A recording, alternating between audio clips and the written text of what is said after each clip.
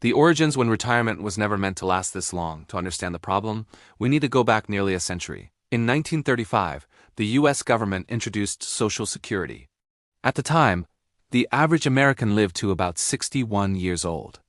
The official retirement age was set at 65. In other words, Social Security was never designed to fund decades of retirement, only a short safety net for a small group of survivors. Then came pensions. Employers promised workers a guaranteed income for life in exchange for loyalty. The system worked because people retired late. They didn't live very long afterward. Health care was cheaper. Fewer people collected benefits at the same time, but history didn't stand still. Medical advances extended life expectancy. Retirement ages stayed mostly the same. Costs exploded. And slowly, quietly, the math stopped working. The first crack had formed, but few noticed. Part 2. The rise, the age of 401k, and the illusion of control. In the 1980s, pensions began disappearing. In their place came the 401k, a revolutionary idea at the time. Instead of companies guaranteeing retirement, individuals would save their own money, invest in the stock market, control their financial destiny. It sounded empowering. And during long bull markets, it worked on paper.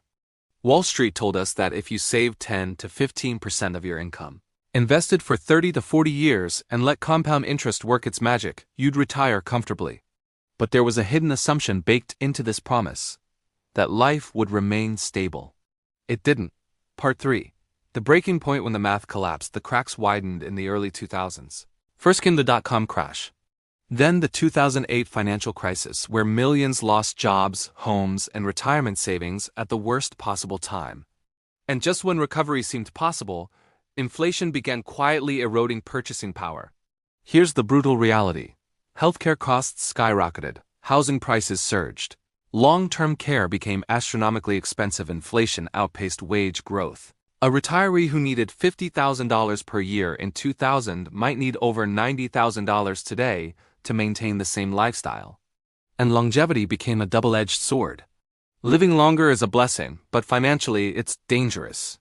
Every extra year of life is another year of expenses, healthcare, and uncertainty. This is where the retirement question transformed from simple to terrifying. How do you fund a life that could last 30 years without a paycheck? Part 4. The fallout. The real cost of retiring in the USA. Let's talk numbers, real ones. According to multiple financial studies, a modest retirement in a low-cost state may require $700,000 to $1 million. A comfortable middle-class retirement often requires $1.20 to $1.8 million. In high-cost states like California or New York, estimates exceed $2.5 million, and that's assuming no major medical emergencies, no long-term care needs, stable markets, controlled inflation. But here's the shocker. The median retirement savings for Americans aged 55 to 64 is under $150,000. That gap between what people have and what they need is the real crisis. Millions aren't underprepared by a little, they're underprepared by decades. Part 5. Failed fixes. Why the system can't save you. You might think the solution is obvious. Work longer, save more, invest smarter. But each of these has limits.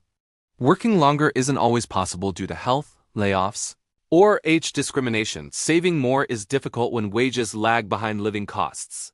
Investing aggressively increases risk, especially close to retirement. Social Security helps, but it replaces only about 30 to 40% of pre-retirement income, and its future funding remains uncertain. Medicare reduces healthcare costs, but doesn't cover everything, especially long-term care, which can exceed $100,000 per year. The uncomfortable truth is this: there is no single institution coming to rescue retirees. The responsibility has shifted entirely onto individuals, often without the tools or education to manage it. Part 6. Modern parallels. History repeating itself. What makes this moment especially dangerous is how familiar it feels. We see rising living costs, increased debt, delayed financial planning, overconfidence during market highs. The same patterns that led to past crises are repeating, just slower and quieter. And unlike a stock market crash, this one doesn't happen overnight. It unfolds year by year, retirement by retirement, silently draining savings. The scariest part? Most people won't realize they miscalculated until it's too late to fix. Part 7. So, how much do you really need? The honest answer. You need enough to buy flexibility. Flexibility to absorb medical shocks, handle inflation, adjust lifestyle without panic. Live longer than expected. For many, that means planning for 25 to 30 times annual expenses, not income. If you need $60,000 per year to live, you likely need $1.5 million or more, not because you'll spend it all at once, but because uncertainty is expensive. Final takeaways. Takeaway number 1. Retirement is no longer an age, it's a financial condition. You don't retire when you're 65, you retire when your money can outlive you. Takeaway number 2. The biggest threat to retirement isn't the market, it's underestimating time, inflation, and healthcare. Takeaway number 3. Starting earlier matters more than earning more. Time is the most powerful retirement asset you have. A final warning? The most dangerous assumption you can make is believing you'll figure it out later. Later is often when options disappear. Retirement doesn't fail loudly. It fails quietly, one expense at a time. Call to action. If this video made you rethink retirement even a little, hit like so more people see it. Subscribe for deeper breakdowns of money, history, and systems that shape your future. And ask yourself today the question most people avoid.